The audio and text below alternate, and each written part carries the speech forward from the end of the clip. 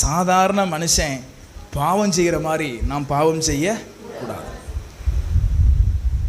இந்த அல்பத்தனமான பாவத்தை செய்கிற அளவுக்கு நம்ம ஒன்றும் சாதாரண ஆட்கள் இல்லை. இதை போய் செய்யலாமா? இப்போ உங்களை பார்த்து அங்கே ரோட்டில் போய் உட்காந்துருங்க அப்படின்னு யாராச்சும் போய் உட்காருவீங்களா?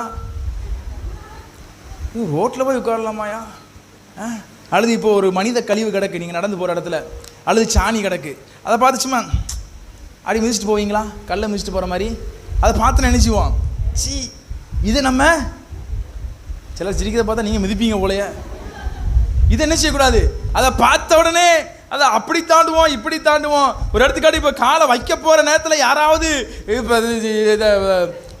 என்னது சாணி இருக்குன்னு சொல்லிட்டாங்கன்னா என்ன செய்வோம், அது எப்படியாச்சும் தவண்டு புரண்டாச்சும் அதில் மேலே விழாமல் என்ன செஞ்சுருவோம்.